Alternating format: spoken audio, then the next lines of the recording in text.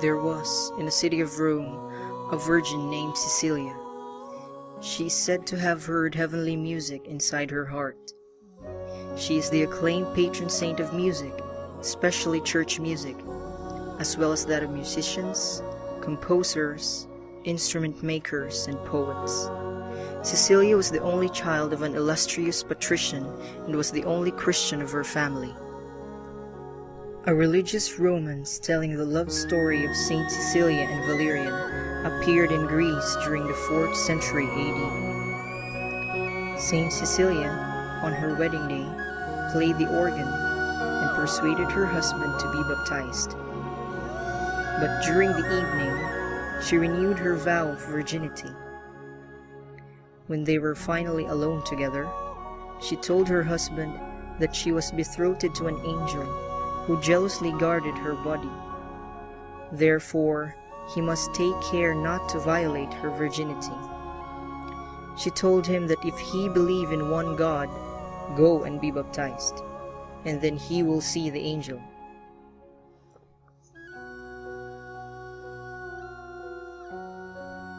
Valerian, confused, told her, "If this is true, show me the angel."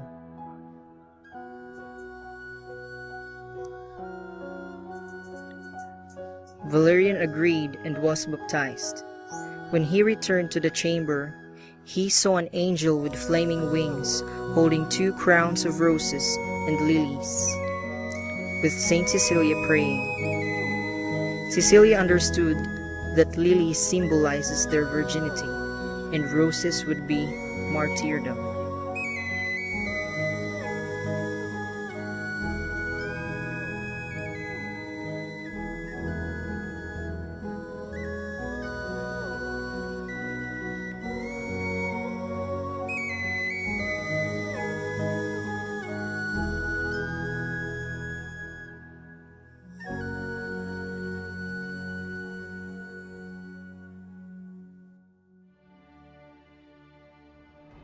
In that time in Rome, it was very dangerous to be a Christian.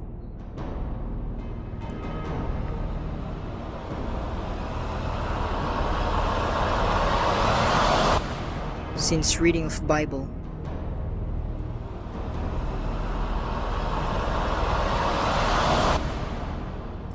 even praying,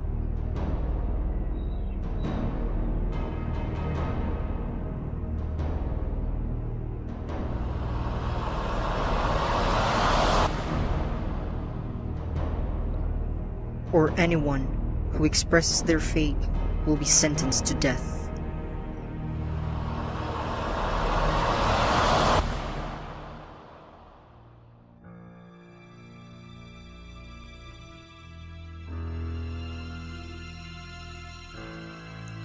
Tiburtius, the brother of Valerian, also consented to be baptized after he knew how they had obtained the crowns.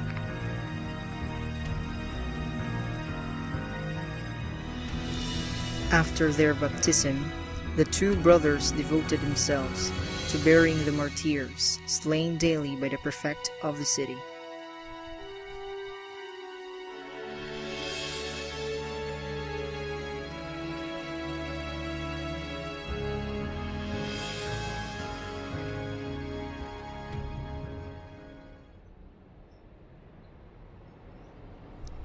Eventually, Tiburtius and Valerian were both arrested and beheaded with a sword.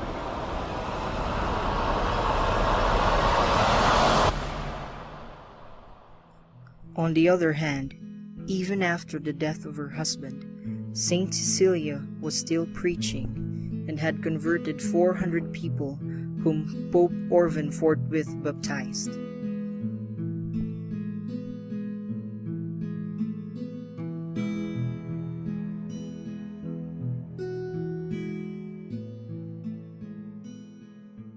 A fire heated up to 7 times its ordinary violence, and because of preaching, Saint Cecilia was arrested and condemned to suffocation by steam in the baths. But Cecilia did not even break out into perspiration through the heat. When Almasius heard this, he sent an executioner to cut off her head by the sword. With trembling hand, he struck with 3 blows.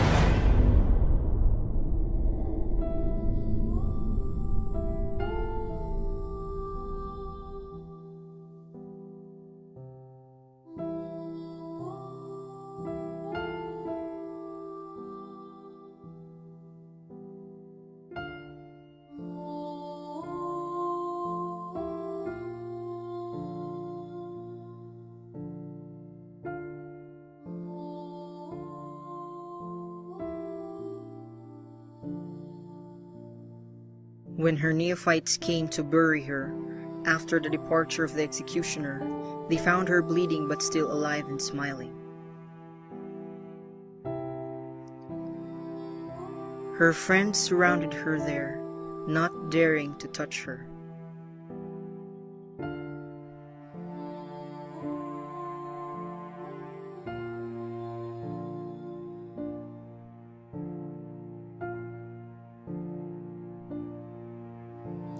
Saint Cecilia still preached to them or prayed, singing songs of praise to God and comforting herself with sacred music.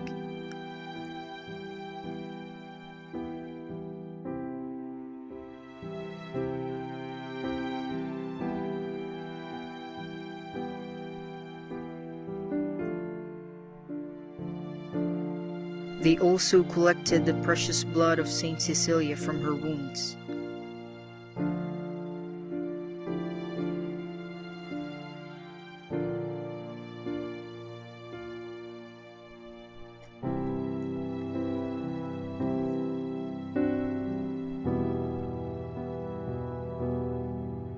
On the 3rd day, the agony ended.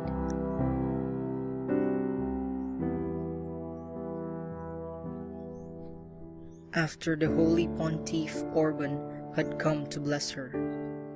At her funeral, she was placed in a coffin in the position in which she had lain, as we often see her pictured. When the tomb was opened in 1599, her body was entirely intact still. She is the first saint whose body experienced the phenomenon of incorruption or not affected by decay.